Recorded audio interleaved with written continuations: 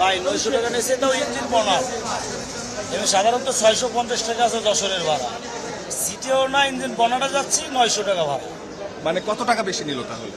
650 টাকা ছিল লজ্জ ভাড়া, যেরকম সব পরিবহনের কোনো ভাড়া বাড়তি না, সব পরিবহনের 650 টাকায় ভাড়া।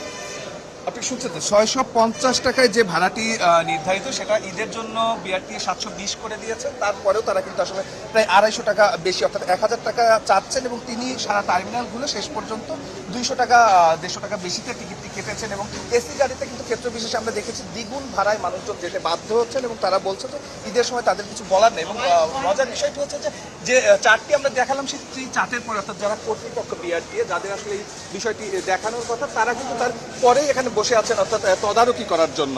আপনারা একটু বলবেন আমাদের, একটু বলবেন আপনাদের আসলে এখানে আজকে কাজটা কি? আজকে আমরা যেটা দিচ্ছি আসলে অতিরিক্ত ভাড়া আদায় হচ্ছে কিনা সেটা দেখার চেষ্টা করছি। আর সকাল থেকে আমরা দুটো অভিযোগ পেয়েছিলাম, আমরা দুটোকে সমাধান করেছি। আমরা সকাল থেকে টার্মিনালে আছি, প্রত্যেকটি এসি গাড়ি প্রায় ডাবল ভাড়া, অর্থাৎ 600 টাকার যে ভাড়াটি সেটি 1000 টাকা নিচ্ছে, স্লিপারের 700 টাকা যেটি সেটি 1500 টাকা নিচ্ছে, নন এসি আপনি আপনার পাশে চার্জ করা আছে সেটি এই যে মাত্র একজন যাত্রীর সাথে কথা বললাম, আর 150 টাকা ভাড়া নিচ্ছে, আপনারা এখানে বসে আছেন। তাহলে আপনার থেকে লাভটা কি? আমাদের কাছে অভিযোগ আসলে আমরা দেখছি, আমাদের ম্যাজিস্ট্রেট মহোদয় উনি অলরেডি বিভিন্ন জায়গায় মুভ করছেন এবং বিভিন্ন জায়গায় দেখছেন যে আমরা অভিযোগ এখন ব্যবস্থা। মূল তদারকি সংস্থা আপনারা বিআরটি। আমরা যদি সংবাদ খাবারের এসে এখানে দাঁড়িয়ে থাকি, কেউ তো আমাদের কাছে আসবে না, তো আপনারা বসেই আছেন, একটু চলাফেরা করা যাচ্ছে। অনেকগুলো মোবাইল কোড বর্তমান অবস্থায় আছে যেগুলো কাজ করছে, আমাদের 15টি মোবাইল কোড অলরেডি রয়েছে, কাজ করছে। আউটপুট যেখানে আমরা পাচ্ছি অভিযোগ পাচ্ছি, আমাদের ম্যাজিস্ট্রেট মহোদয়ের জরিমানা করছে। আমরা যতগুলো যাত্রীর সঙ্গে কথা বলেছি, কেউ বলেনি যে তাদের কাছে আপনাদের কর্তৃপক্ষের কেউ গিয়েছে। ইভেন এসি গাড়ির আপনারা নির্ধারিত কোনো ভাড়াও করে দেননি, তারা সেই সুযোগটা নিচ্ছে। এটা কি এভাবেই চলবে?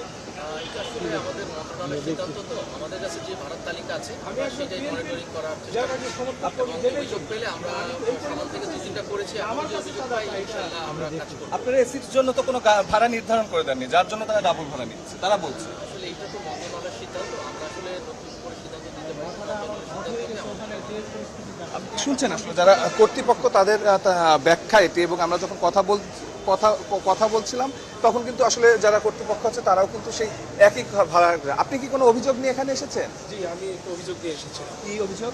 আমি অভিযোগ নিয়ে এসেছি, আমি একজন যাত্রী, আমি এসেছি সেলফিতে, আমি আরিচা ঘাটে যাব। সো এখানে আমার ফ্যামিলি দাঁড়ানো আছে স্ট্যান্ডে, এখানে ভাড়া চাচ্ছে 180 টাকা হচ্ছে ওদের ফিক্সড ভাড়া। সেই ভাড়াটা ওরা চাচ্ছে 300 থেকে 400, 350 টাকা ভাড়া। গাড়িতে অলরেডি প্যাসেঞ্জার উঠাই ফেলছে, আমি একটা গাড়ি থেকে প্যাসেঞ্জার টোটালি নামাই ফেলছি, পুলিশকে সাথে করে নিয়ে আমি প্যাসেঞ্জার নামাই ফেলছি যে এই গাড়িতে যাবে না, স্টপ। তারপরে বলছে যে পুলিশ আসার পরে বলছে ঠিক আছে ওঠেন আমরা যাবো। দেন তখন কি বললো যে ঠিক আছে তাহলে যাত্রী আবার ওঠার সময় ওরা বলতেছে না আমরা এখন গাড়ি যাবো না, আমরা নাস্তা করবো। তাহলে বলেন যে এরকম ম্যানিপুলেট তৈরি করে ওরা ভাড়াটাকে ডাবল নিচ্ছে। শুনছিলেন আমি আরেকটা বিষয় না বলে পারি না, যেহেতু আমি বিএনপি করি, আমি বিএনপি রাজনীতির সাথে জড়িত। সো আমার কাছ থেকে আমি একটা সিএনজি নিয়ে এখানে নামছি, আমার সিএনজি ড্রাইভারের কাছে চাঁদা চাচ্ছে। How it possible? আসলে কোন পর্যায়ে টার্মিনালগুলো রয়েছে এবং যারা কর্তৃপক্ষ আছে তারাও এখানে রয়েছে।